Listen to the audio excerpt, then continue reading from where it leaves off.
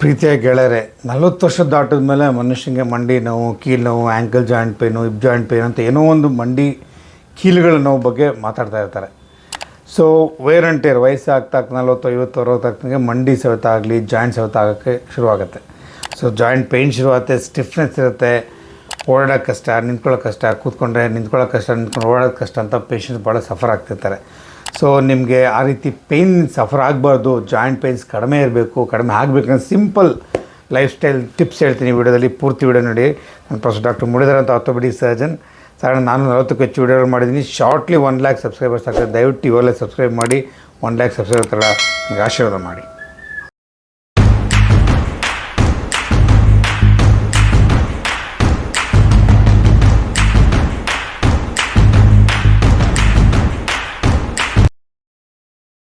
ಮೊದಲು ಜಾಯಿಂಟ್ ಅಂದರೆ ಅದ್ರ ಬಗ್ಗೆ ನಾವು ಸ್ವಲ್ಪ ತಿಳುವಳಿಕೆ ಮಾಡ್ಕೊಳ್ಳೋಣಂತೆ. Let us understand the joint ಅಂದರೆ ನೋಡಿ, ಮೂಮೆಂಟ್ಸ್ ಆಗಬೇಕಲ್ವಾ. ನೋಡಿ, ದೇವರು ಎಷ್ಟು ಬ್ಯೂಟಿಫುಲ್ಲಾಗಿ ಸೃಷ್ಟಿ ಮಾಡಿದ. ಈ ಕೈಯಲ್ಲಿ ಎಷ್ಟೊಂದು ಜಾಯಿಂಟ್ಸ್ ನಮಗೆ ಗ್ರಿಪ್ ಹಿಡಿಯೋಕೆ ಅನುಕೂಲ ಆಗುತ್ತೆ, ಪಿಂಚ್ ಮಾಡೋಕೆ ಅನುಕೂಲ ಆಗುತ್ತೆ, ಹುಕ್ ಮಾಡೋಕೆ ಅನುಕೂಲ ಆಗುತ್ತೆ. ಸೊ ಮಲ್ಟಿಪಲ್ ಜಾಯಿಂಟ್ಸ್, ಈ ಜಾಯಿಂಟ್ಸ್ ಅಂದರೆ ಮೂಮೆಂಟ್ಸ್ ಆಗುವಂಥದ್ದು ಅಲ್ವಾ. Wrist joint movements, elbow joint movement, shoulder, ಅದೇ ನೀ ಜಾಯಿಂಟ್, ಹಂಗೆಲ್ಲ ಮೂಮೆಂಟ್ಸ್ ಆಗೋಕ್ಕೆ ಇರುವಂತಹ ಪ್ಲೇಸಸ್ ಜಾಯಿಂಟ್ ಅಂತ ಹೇಳ್ತೀವಿ. ಸೊ ಆ ಜಾಯಿಂಟ್ದು ಏನಪ್ಪ ಒಂದು ಸ್ಪೆಷಾಲಿಟಿ ಅಂತಂದರೆ ಅಲ್ಲಿ ಸ್ಮೂತ್ ಕಾರ್ಟ್ಲೇಜ್ ಸರ್ಫೇಸ್ ಇರುತ್ತೆ ಅಲ್ವಾ. ನೋಡಿ, ನಾರ್ಮಲ್ ಸಪೋಸ್ ನೀ ಜಾಯಿಂಟ್ ತೊಗೊಂಡ್ರೆ ಈ ಥರ ಸ್ಮೂತ್ ಸರ್ಫೇಸ್ ಇರುತ್ತೆ ಜಾಯಿಂಟಲ್ಲಿ. ಆ ಜಾಯಿಂಟ್ ಸ್ಮೂತಾಗಿ ಸರ್ಫೇಸ್ ಇರೋದೇ ನಮಗೆ ಮೂಮೆಂಟ್ಸ್ ಫ್ರೀಯಾಗಿ ಆಗ್ತಾ ಇರುತ್ತೆ, ಪೇಯ್ನ್ ಆಗೋಲ್ಲ. ನಾನು ಕಾರ್ಟ್ಲೇಜ್ ಏನು ಅದ್ರ ಬಗ್ಗೆ ನಾನು ಕೂತು ವೀಡಿಯೋ ಮಾಡಿ ದಯವಿಟ್ಟು ನಾವು ನೋಡಿ. ಸೊ ಆ ಕಾರ್ಟ್ಲೇಜ್ ಇರೋದ್ರಿಂದ ಏನಾಗುತ್ತೆ, ನಿಮಗೆ ಮೂಮೆಂಟ್ ಸ್ಮೂತಾಗಿರುತ್ತೆ, ಪೇಯ್ನ್ ಇರಲ್ಲ. ಜಂಪ್ ಮಾಡಿ ಏನೇ ಮಾಡಲಿ ಕುಷನ್ ಎಫೆಕ್ಟ್ ಇರುತ್ತೆ, ಹಂಗಾಗಿ ಪೇಯ್ನ್ ಆಗೋಲ್ಲ. ಸೊ ವಯಸ್ಸಾಗ್ತಾ ಏನಾಗುತ್ತೆ, ಜಾಯಿಂಟ್ಗಳು ಸೌತ ಆಗುತ್ತೆ. ಅದು ಏಜಿಂಗ್ ಪ್ರೊಸೆಸ್ ಅಲ್ವ. ಎಸ್ಪೆಷಲಿ ಯಾರು ಒಬ್ಯಾಸಿಟಿ ದಪ್ಪ ಇರ್ತಾರೆ ಮತ್ತು ಓವರ್ ಆ್ಯಕ್ಟಿವ್ ಆಗಿ ಮಾಡ್ತಿರ್ತಾರೆ, ಈವನ್ ಲೆಸ್ ಎಕ್ಸಸೈಸ್ ಮಾಡ್ತಿರ್ತಾರೆ, ಮತ್ತು ಈವನ್ ಸ್ವಲ್ಪ ಫ್ಯಾಮಿಲಿ ಹಿಸ್ಟ್ರಿ, ಮಂಡಿ ನೋವಿಗೆಲ್ಲ ಕೆಲವು ಫ್ಯಾಮಿಲಿ ಹಿಸ್ಟ್ರಿ ಕೂಡ ಇರುತ್ತೆ. ಸೊ ಇಂಥವ್ರಿಗೆ ಅಥವಾ ಕೆಲಸ ಇಂಜುರಿ ಆಗಿರುತ್ತೆ ಮಂಡಿಗೆ. ಸೊ ಇಂಥವ್ರಿಗೆ ಸೆಕೆಂಡ್ರಿ ಆಸ್ಟ್ರೋಥೈಟಿಸ್ ಅಂತ ಹೇಳ್ತೀವಿ, ಕೆಲವು ರುಮ್ಟೋಯ್ಡ್ ಆರ್ಥರೈಟಿಸ್ ಇರ್ಬೋದು. ಈಥವ್ರಿಗೆ ಮಂಡಿ ಸವೆತ ಅಥವಾ ಕೀಲು ಸವೆತ ಆಗುವಂಥದ್ದು ಜಾಸ್ತಿ. ಸೊ ಹಾಗಾಗಿ ಏನಾಗುತ್ತೆ ಕೀಲ್ಸ್ ಅಂದರೆ ನೋಡಿ, ನಾರ್ಮಲಾಗಿ ಈ ಥರ ಸ್ಮೂತ್ ಸರ್ಫೇಸ್ ಆಗಿರುತ್ತೆ, ಜಾಯಿಂಟ್ ಸರ್ಫೇಸ್ ಸ್ಮೂತ್ ಆಗಿರುತ್ತೆ, ಕಾರ್ಟ್ಲೇಜು ಕ್ಲೀನಾಗಿ ಸ್ಮೂತ್ ಆಗಿರುತ್ತೆ, ನಾರ್ಮಲ್ ಜಾಯಿಂಟು. ಸ್ಟೇಜ್ 1ನಲ್ಲಿ ಸ್ವಲ್ಪ ಬ್ರೇಕೇಜ್, ನೀವು ಕರೆಕ್ಟ್ ಅಬ್ಸರ್ವ್ ಮಾಡೋಕೆ ಲೈಟಾಗಿ ಬ್ರೇಕೇಜ್ ಥರ ಆಗ್ತಾ ಇರುತ್ತೆ, ಕ್ರ್ಯಾಕ್ ಥರ ಬರ್ತಾ ಇರುತ್ತೆ. ಅದಾದಮೇಲೆ ಬರ್ತಾ ಸ್ವಲ್ಪ ಕಿತ್ಕೊಂಡು ಹೋಗೋಕ್ಕಾಗತ್ತೆ, ಈ ಥರ ಕಿತ್ಕೊಂಡಂಗೆ ಆಗುತ್ತೆ. ಆಮೇಲೆ ಸ್ಟೇಜ್ 3 ಅಂತಿದೆ, ಪೂರ್ತಿ ಜಾಸ್ತಿ ಕಿತ್ಕೊಂಡು ಹೋಗುತ್ತೆ. ಸ್ಟೇಜ್ 4ಗೆ ಫುಲ್ ಕಾರ್ಟ್ಲೇಜ್ ಫುಲ್ ಹೊಟ್ಟೋಗಿರುತ್ತೆ, ಫುಲ್ ಬೇರ್ ಬೋನ್ ಅಂತೀವಿ, ಬೋನ್ ಆ್ಯಂಡ್ ಬೋನ್ ಅಂತ. ತೀರಾ ಈ ಥರ ಸ್ಟೇಜಾಗ ಟೋಟಲಿ ರಿಪ್ಲೇಸ್ಮೆಂಟ್ ಅಂತ ಬೇಕಾಗುತ್ತೆ. ಸೊ ಅರ್ಲಿ ಸ್ಟೇಜಸ್ಸಲ್ಲೇ ನೀವು ಮಂಡಿ ಸವೆತ ಆಗ್ದಂಗೆ ನೋಡ್ಕೊಳ್ಳೋಕೆ ಏನೇನು ಟಿಪ್ಸ್ ಅಂತ ಈ ವಿಡಿಯೋದಲ್ಲಿ ಹೇಳ್ತೀನಿ. ಪೂರ್ತಿ ವಿಡಿಯೋನ ಮರೆಯದೆ ನೋಡಿ.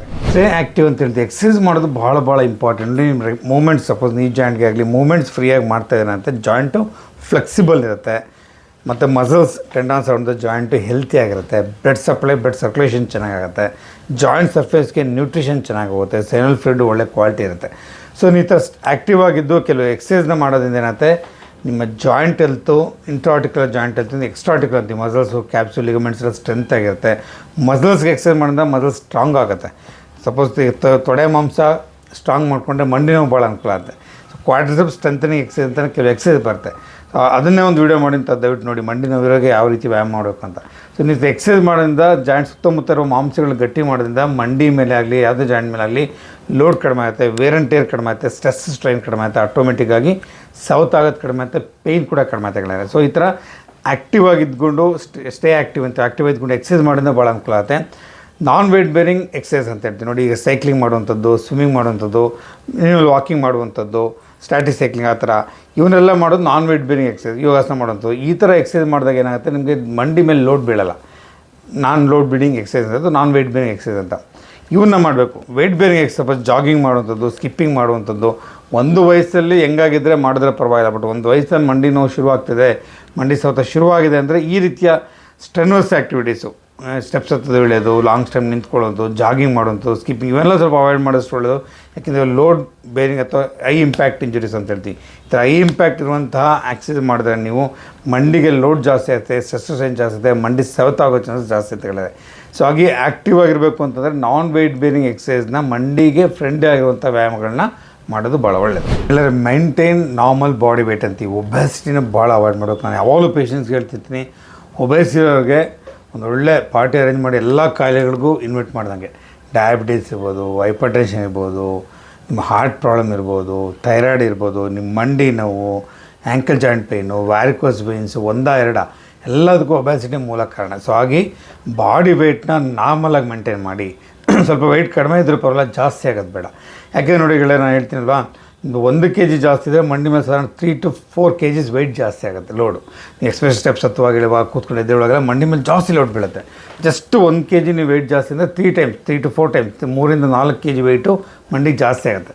ಸೊ ಹಾಗಾಗಿ ನೀವೇನು ಮಾಡಬೇಕು, ಆದಷ್ಟು ವೆಯ್ಟನ್ನ ನಾರ್ಮಲ್ ರೇಂಜಲ್ಲಿ ಇಟ್ಕೊಳ್ಳಿ, ಹೆಲ್ತಿ ಡಯಟ್ ತೊಗೊಳ್ಳಿ, ಅದಾದಮೇಲೆ ಬಾಡಿ ವೆಯ್ಟ್ ಕಂಟ್ರೋಲ್ ಮಾಡ್ಕೊಳ್ಳಿ, ಬ್ಯಾಲೆನ್ಸ್ ಡಯಟ್ ತೊಗೊಳ್ಳಿ. ನಾನು ವೆಯ್ಟ್ ಕಡಿಮೆ ಮಾಡಬೇಕಾಗೆ ಏನೇನು ವ್ಯಾಯಾಮಗಳು ಮಾಡಬೇಕು ಅನ್ನೋದೇ ಒಂದು ವೀಡಿಯೋ ಮಾಡಿದ್ದೀನಿ. ತೂಕ ಇಳಿಸೋಕ್ಕೆ ಇಂಟರ್ಮೀಡಿಯೇಟ್ ಫಾಸ್ಟಿಂಗ್ ಮಾಡಿ ಎಲ್ಲ ಎಷ್ಟು ತೂಕ ಕಡಿಮೆ ಮಾಡೋಕ್ಕೆ ಅಂತ ಭಾಳಷ್ಟು ವೀಡಿಯೋಗಳು ಮಾಡಿದೆ, ಎಂಡ್ ವೀಡಿಯೋಲ್ಲಿ ಹಾಕಿರ್ತೀನಿ ನೋಡಿ. ಆ ವೀಡಿಯೋಗಳನ್ನ ನೋಡಿ ಆ ರೀತಿ ಫಾಲೋ ಮಾಡಿದ್ರೆ ನಿಮಗೆ ದೇಹ ತೂಕ ಕಡಿಮೆ ಮಾಡಿಕೊಂಡ್ರೆ ಭಾಳ ಅನುಕೂಲ ಆಗುತ್ತೆ. ಎಸ್ಪೆಷಲಿ ಮಂಡಿ ನೋವಿರೋರಿಗೆ. ಅದೊಂದು ಪೇಷಂಟ್ ಇದ್ದರು, ಸಾಧಾರಣ 110-120 kg ಇದ್ದರು. ಸೊ ಹೆಡ್ ಇಂಜುರಿ ಅವ್ರಿಗೆ ನೀರು ರಿಪ್ಲೇಸ್ ಮಾಡ್ಬೇಕಂತ ಪ್ಲ್ಯಾನ್ ಮಾಡ್ಕೊಂಡಿದ್ವಿ. ಅಷ್ಟೊಂದು ಬ್ಯಾಡ್ ಲಕ್, ಪಾಪ ಬಿದ್ದುಬಿಟ್ಟು ಹೆಡ್ ಇಂಜುರಿ ಆಗೋಯ್ತು. ಐಸಿಲ್ ಅಡ್ಮಿಟ್ ಮಾಡಿದ್ವಿ. ಸಾಧಾರಣ ಅವ್ರದ್ದು ಏನಿಲ್ಲ ವೆಯ್ಟು ಒಂದು 30-40 kg ಕಡಿಮೆ ಆಗೋಯ್ತು. ಪುಣ್ಯಕ್ಕೆ ರಿಕವರ್ ಆದರು, ಇವಾಗ ಫೈನ್. ಆಮೇಲೆ ಮಂಡಿ ಆಪ್ರೇಷನ್ ಗೌಡ್ರೆ ಅಂದರೆ ಇಲ್ಲ ಸರ್, ನೋವೆಲ್ಲ ಕಡಿಮೆ ಆಗಿಬಿಟ್ಟಿದೆ, ಬಾಡಿ ವೆಯ್ಟ್ ಎಷ್ಟು ಕಡಿಮೆ, ಎಷ್ಟು ಲೈಟಾಗಿ ಫೀಲ್ ಆಗ್ತದೆ, ಮಂಡಿ ನೋವೆಲ್ಲ ತುಂಬ ಕಡಿಮೆ ಆಗಿದೆ ಸರ್, ಸದ್ಯಕ್ಕೆ ಆಪ್ರೇಷನ್ ಬೇಡ ಅಂದರು. ಆಯ್ತಪ್ಪ ಬೇಡ, ನೋವು ತೀರ ಜಾಸ್ತಿದಾಗ ಮಾಡಬಿಡಿ ಅಂತೇಳಿ. ಅಂದರೆ ಬಾಡಿ ವೆಯ್ಟ್ ಅಷ್ಟೊಂದು ಇಂಪಾರ್ಟೆಂಟು ಮಂಡಿ ವೆಯ್ಟ್ಗೆ.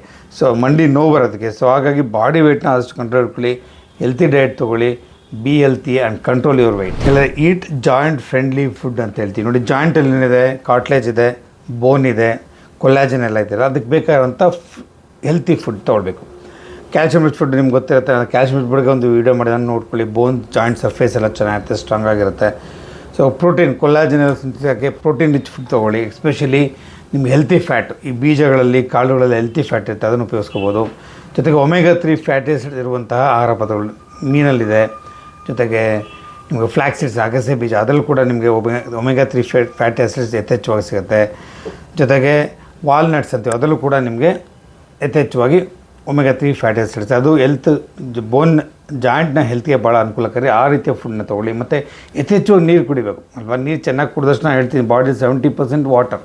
ಸೊ ನೀರು ಚೆನ್ನಾಗಿ ಕುಡಿದಷ್ಟು ನಿಮಗೆ ಇಡೀ ದೇಹಕ್ಕೆಲ್ಲ ಅನುಕೂಲ. ಜೊತೆಗೆ ಜಾಯಿಂಟ್ಸ್ ಕೂಡ ಸ್ಪೆಸಿಫಿಕ್ ಆಗಿ ಲೂಬ್ರಿಕೇಷನ್ ಚೆನ್ನಾಗುತ್ತೆ.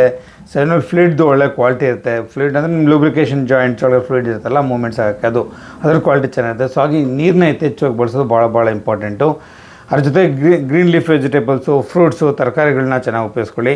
ಜೊತೆಗೆ ಆ್ಯಂಟಿ ಇನ್ಫ್ಲಮೇಟರಿ ಫುಡ್ಸ್ ಅಂತ ಹೇಳ್ತೀವಿ. ಲೈಕ್ ನಿಮಗೆ ಅರಿಶಿನ ಇರ್ಬೋದು, ಆಮೇಲೆ ಜಿಂಜರ್, ಶುಂಠಿ, ಇವುಗಳೆಲ್ಲ ಆ್ಯಂಟಿ ಇನ್ಫ್ಲಮೇಟರಿ ಫುಡ್ಸು. ಇದನ್ನು ತೊಗೊಂಡ ಓವರಾಲ್ ಬಾಡಿಯಲ್ಲಿ ಇನ್ಫ್ಲಮೇಷನ್ ಕೂಡ ಕಡಿಮೆ ಆಗುತ್ತೆ. ಜೊತೆಗೆ ಜಾಯಿಂಟಲ್ಲಿ ಎಸ್ಪೆಷಲಿ ಮಂಡಿ ಸಹಿತ ಆಸ್ಟಿಯೋಆರ್ಥರೈಟಿಸ್ ಇರುವವರು, ಜೊತೆಗೆ ರುಮಟಾಯ್ಡ್ ಆರ್ಥರೈಟಿಸ್ ಇರುವವರು ಈ ಅರಿಶಿನ ಮತ್ತು ಜಿಂಜರ್ನ, ಶುಂಠಿನ ಉಪಯೋಗಿಸ್ಕೊಳ್ಳೋದ್ರಿಂದ ಅದರಲ್ಲೂ ಕೂಡ ಆ್ಯಂಟಿ ಇನ್ಫ್ಲಮೇಟರಿ ಪ್ರಾಪರ್ಟೀಸಿಂದ ಜಾಯಿಂಟ್ ಹೆಲ್ತ್ಗೆ, ಇನ್ಫ್ಲಮೇಷನ್ ಕಡಿಮೆ ಆಕೆ, ಪೇಯ್ನು ಸ್ವೆಲ್ಲಿಂಗ್ ಕಡಿಮೆ ಆಕೆ ಭಾಳ ಅನುಕೂಲ ಆಗ್ತದೆ. ಇಲ್ಲ ಡೋಂಟ್ ಇಗ್ನೋರ್ ಅರ್ಲಿ ಸೈನ್ಸ್ ಅಂತೇಳಿ ನೋಡಿ. ಯಾವುದೇ ಕಾಯಿಲೆಯನ್ನು ಬೇಗ ಕಂಡುಹಿಡ್ಕೊಂಡಷ್ಟು ಟ್ರೀಟ್ಮೆಂಟ್ ಆರಾಮಾಗಿ ಸಿಗುತ್ತೆ. ಕಾಯಿಲೆ ಜಾಸ್ತಿ ಆಗೋಲ್ಲ, ಕಾಂಪ್ಲಿಕೇಶನ್ಸ್ ಆಗಲ್ಲ. ಯಾವುದೇ ಇರ್ಬೋದು, ನೀವು ಡಯಾಬಿಟೀಸ್ ತೊಗೊಳ್ಳಿ ಅಥವಾ ಹೈಪರ್ ಟೆನ್ಷನ್ ತೊಗೊಳ್ಳಿ, ಯಾವುದೇ ಕಾಯಿಲೆ. ಅದೇ ರೀತಿ ಕೂಡ ಮಂಡಿನೂ ಸ್ವಲ್ಪ ಇರುವಾಗಲೇ ಇಮಿಡಿಯೇಟಾಗಿ ತೋರಿಸ್ಕೊಳ್ಳಿ ಡಾಕ್ಟ್ರಿಗೆ. ಅಲ್ಲ ಸ್ವಲ್ಪ ಪೇಯ್ನ್ ಶುರುವಾಗಿದೆ, ಸ್ವಲ್ಪ ಸ್ವೆಲ್ಲಿಂಗ್ ಬರ್ತಾಯಿದೆ ಜಾಯಿಂಟ್ಸು, ಕೆಲವು ಬರೀ ಮಂಡಿ ವೆಯ್ಟ್ ಬೇರಿಂಗ್ ಅದ್ರಲ್ಲಿ ಬರುತ್ತೆ, ಕೆಲವು ಆ್ಯಂಕರ್ ಜಾಯಿಂಟ್ ಬರುತ್ತೆ, ಕೆಲವು ಮಲ್ಟಿಪಲ್ ಜಾಯಿಂಟ್ಸ್, ಅಷ್ಟೊಂದು ಜಾಯಿಂಟ್ ಬಂದುಬಿಡುತ್ತೆ. ಎಸ್ಪೆಷಲಿ ರುಮಟಾಯ್ಡ್ ಆರ್ಥರೈಟಿಸ್ ಪೇಷಂಟ್ಗೆ ನಾನು ಕನಿಷ್ಠ ಪಕ್ಷ ಏನಾದರೂ ಒಂದು 2-2.5 ಸಾವಿರ ಜನ ಟ್ರೀಟ್ಮೆಂಟ್ ಮಾಡ್ತಾಯಿದ್ದೀನಿ. ಅರ್ಲಿ ಸ್ಟೇಜಲ್ಲಿ ನಾವು ಡಯಾಗ್ನೋಸ್ ಮಾಡಿಬಿಟ್ರೆ ಬೆರಳೆಲ್ಲ ಡಿಫಾರ್ಮಿಟಿ ಅದೆಲ್ಲ ಆಗಿಬಿಡುತ್ತೆ ಕೆಲವು ಪೇಷಂಟ್ಸ್ಗೆ. 6 ತಿಂಗಳು, ವರ್ಷ, 2 ವರ್ಷ, 5 ವರ್ಷ, 3 ವರ್ಷ, 5 ವರ್ಷ ನೆಗ್ಲೆಕ್ಟ್ ಮಾಡಿಬಿಡ್ತಾರೆ. ಬರೀ ನೋವಿಗೆ ಯಾವುದೋ ಮಾತೇ ತೊಗೊಂಡಿರ್ತಾರೆ, ಕರೆಕ್ಟ್ ಡಯಾಗ್ನೋಸ್ ಆಗಿರಲ್ಲ, ಲಾಂಗ್ ಟರ್ಮ್ ಟ್ರೀಟ್ಮೆಂಟ್ ತೊಗೊಂಡಿರಲ್ಲ, ಕಾಂಪ್ಲಿಕೇಶನ್ಸ್ ಆಗಿಬಿಡುತ್ತೆ. ಆ ಥರ ಕಾಂಪ್ಲಿಕೇಶನ್ ಆಗಿಬಿಡಬಾರ್ದು. ಅರ್ಲಿ ಸ್ಟೇಜಲ್ಲಿ ಯಾವುದೇ ಕಾಯಿಲೆ ತೋರಿಸಿದ್ರೆ ಏನಾಗುತ್ತೆ, ಸಪೋಸ್ ಮಂಡಿ ಸೌತಾನೆ ಅರ್ಲಿ ಸ್ಟೇಜಲ್ಲಿ ತೋರಿಸಿದ್ರೆ ನೀವು ಬಾಡಿ ವೆಯ್ಟ್ ಕಂಟ್ರೋಲ್ ಮಾಡಿಬಿಟ್ಟು ಹೆಲ್ತಿ ಫುಡ್ ತೊಗೊಂಡು ಎಕ್ಸಸೈಸ್ ರೆಗ್ಯುಲರ್ ಮಾಡಿ ಅವನ್ನೆಲ್ಲ ಮಾಡ್ಕೊಂಬಿಟ್ರೆ, ನಿಮ್ಮ ಲೈಫ್ ಸ್ಟೈಲ್ನ ಮಾಡಿಫಿಕೇಷನ್ ಮಾಡಿಕೊಂಡ್ರೆ ಪ್ರೋಗ್ರೆಸ್ ಆಗೋದು ಕಡಿಮೆ ಆಗುತ್ತೆ. ಜಾಸ್ತಿ ಬೇಗ ಸೌತ ಆಗಲ್ಲ. ಜಾಸ್ತಿ ಬೇಗ ಸೌದು ಎಂಡ್ ಸ್ಟೇಜ್ಗೆ ಹೋಗಿ ಒಂದಿಷ್ಟು ಆಪ್ರೇಷನ್ ಸ್ಟೇಜಿಗೆ ರೀಚ್ ಆಗಲ್ಲ. ಹಾಗೆ ಅರ್ಲಿ ಸ್ಟೇಜಲ್ಲಿ ಸ್ವಲ್ಪ ಸಿಂಟಮ್ಸ್ ಇದ್ದಾಗಲೇ ನುರಿತ ವೈದ್ಯರಿಗೆ ತೋರಿಸ್ಕೊಳ್ಳಿ, ಒಳ್ಳೆ ಟ್ರೀಟ್ಮೆಂಟ್ ತೊಗೊಳ್ಳಿ. ಕಾಂಪ್ಲಿಕೇಶನ್ಸ್ನ ಜಾಸ್ತಿ ಮಂಡಿ ಸೌತ ಅದನ್ನು ಅವಾಯ್ಡ್ ಮಾಡ್ಬೋದು. ಜೊತೆಗೆ ಪ್ರೊಟೆಕ್ಟ್ ಜಾಯಿಂಟ್ಸ್ ಡೈಲಿ ಆ್ಯಕ್ಟಿವಿಟೀಸ್ ಅಂತ ಹೇಳ್ತೀವಿ. ನಿಮ್ಮ ಮಂಡಿಗೆ ಡೈಲಿ ಆ್ಯಕ್ಟಿವಿಟೀಸ್ ಆಗುವಾಗ ಹೇಟ್ ಆಗ್ದಂಗೆ, ಜಾಸ್ತಿ ಇಂಜುರಿ ಆಗದೆ ನೋಡ್ಕೋಬೋದು. ತೀರಾ ಲಾಂಗ್ ಟರ್ಮ್ ನಿಂತ್ಕೊಳ್ಳೋದು, ಎಂಗೇಜಲ್ಲಿ ಪರವಾಗಿಲ್ಲ, ಓಲ್ಡ್ ಏಜಲ್ಲಿ ತೀರಾ ಲಾಂಗ್ ಟರ್ಮ್ ನಿಂತ್ಕೊಳ್ಳೋದು, ಚಕ್ರಮಟ್ಟ ಕೂತ್ಕೊಳ್ಳೋದು, ಲಾಂಗ್ ಟರ್ಮು ಕುಗ್ಗಾಗಿ ಕೂತ್ಕೊಳ್ಳೋದು, ಲೆಟ್ರಿನ್ಗೆ ಹೋಗ್ತಾರೆ ಆ ಥರ ಕೂತ್ಕೊಳ್ಳುವಂಥದ್ದು. ಮಂಡಿ ನೋವಿರೋರಿಗೆ ಅಥವಾ ತೊಂದರೆ ಇರೋರಿಗೆ ಆದಷ್ಟು ಈ ಥರ ಲಾಂಗ್ ಟರ್ಮ್ ಸ್ಟ್ರೆನ್ ಆಗೋದನ್ನ ಅವಾಯ್ಡ್ ಮಾಡಬೇಕು ಅಲ್ವಾ. ಸೊ ತೀರಾ ಒಂದೇ ಬ್ಯಾಡ್ ಪೋಸ್ಟರ್ಲಿ ಲಾಂಗ್ ಟರ್ಮ್ ಕೂತ್ಕೊಳ್ಳುವಂಥದ್ದು. ಕೆಲವು ಪಾಪ ಹಳ್ಳಿಗಳ ಕಡೆ ಕುಗ್ಗಾಗಿ ಕೂತ್ಕೊಂಡೆ ತೆಳ್ಕೊಂಡು ಪೈರೆಲ್ಲ ಹಾಕ್ತಾರೆ, ಕಳೆ ಕೇಳ್ತಂಗೆಲ್ಲ ಮಾಡ್ತಾರೆ, ಅವೆಲ್ಲ ಮಂಡಿ ಜಾಸ್ತಿ ಸ್ಟ್ರೈನ್ ಆಗುತ್ತೆ.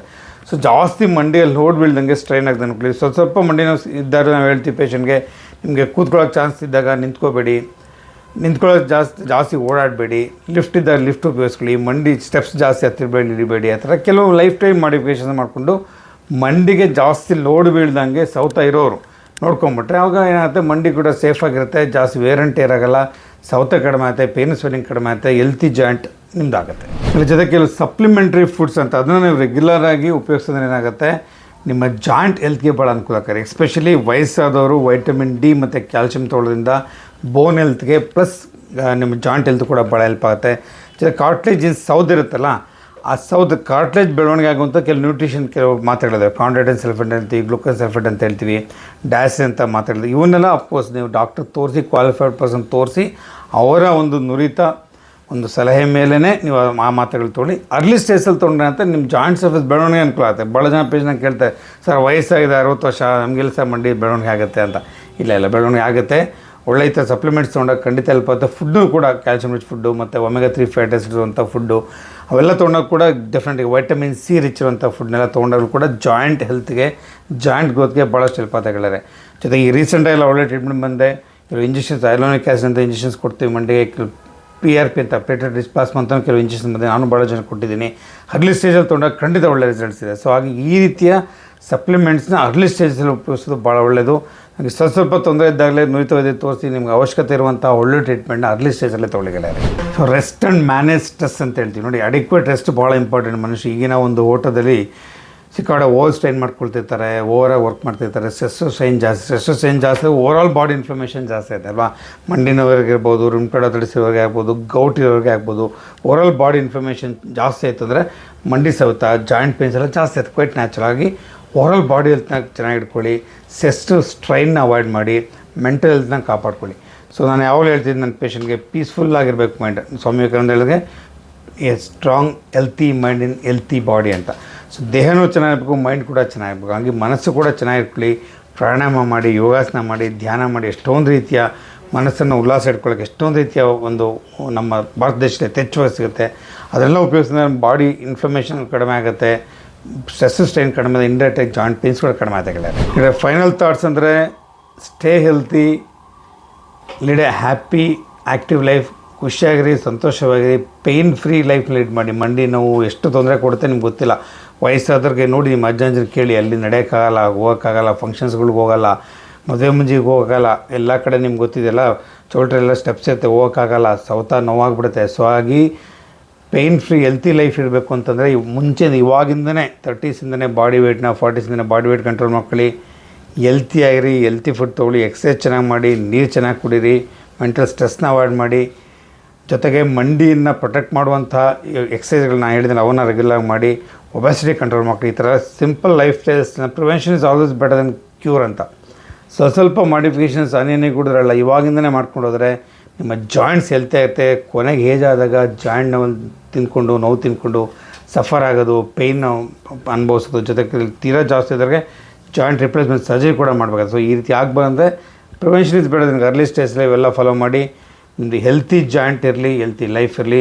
ನಾನು ಪ್ರೊಫೆಸರ್ ಡಾಕ್ಟರ್ ಮಾಡಿದ್ರೆ ಒನ್ಸ್ ಅಗೇನ್ ಆರ್ಥೋಪೆಡಿಕ್ ಸರ್ಜನ್. ದಯವಿಟ್ಟು ಈ ವಿಡಿಯೋನ ಲೈಕ್ ಮಾಡಿ, ಶೇರ್ ಮಾಡಿ. ಮರದೇ ನಿಮ್ಮ ವಯಸ್ಸಾದವ್ರಿಗೆ, ನಿಮ್ಮ ಯಾರಿಗೆ ಫ್ಯಾಮಿಲಿ ಮಂಡಿನ ಆಲ್ರೆಡಿ ಅಪ್ಪ ಅಮ್ಮಂಗಿದೆ ಅವ್ರಿಗೆಲ್ಲ ಇದನ್ನು ಫಾರ್ವರ್ಡ್ ಮಾಡಿ. ಹೆಲ್ತಿ ಜಾಯಿಂಟ್ಸ್ ನಿಮ್ಮದಾಗಲಿ. ಮರದೇ ಸಬ್ಸ್ಕ್ರೈಬ್ ಮಾಡಿ, ಲೈಕ್ ಮಾಡಿ, ಶೇರ್ ಮಾಡಿ.